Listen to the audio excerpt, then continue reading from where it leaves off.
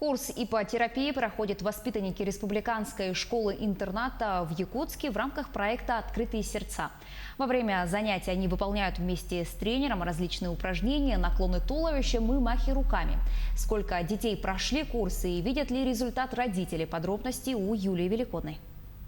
Это 4-е занятие Данила ипотерапией. Особенно ему полюбился абсент. Так зовут лошадь, на которой он выполняет упражнения, наклоны и махи руками. Как правило, у детей со слабым зрением нарушена координация движений. Именно это исправляет верховая езда. Очень тебе нравится с лошадкой заниматься? Да, абсент хороший. Мне очень нравится кататься. Буду делать зарядку вот так. До недавнего времени Яна Находкина была единственным квалифицированным тренером по ипотерапии в республике. Суть метода заключается в том, что температура лошади на 2 градуса выше, чем у человека.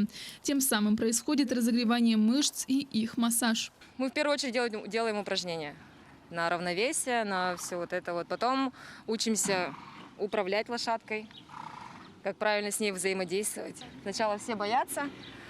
Потом привыкают, расслабляются и уже не спускаются потом. Родители видят изменения уже после первого занятия. По словам Олеси Кондратьевой, ни один из многочисленных курсов реабилитации не дал такого результата, как ипотерапия.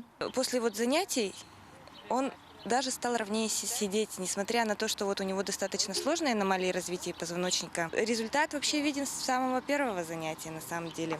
И потом у сложных детей все-таки есть страх обычно, да?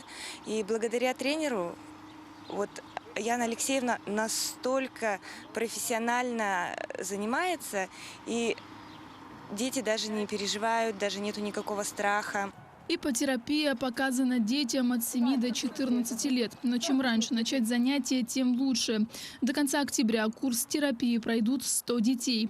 Проект «Открытые сердца» реализован благодаря гранту президента Российской Федерации Владимира Путина на сумму 1 700 000 рублей. Юлия Великодная, Григорий Николаев, Якутск.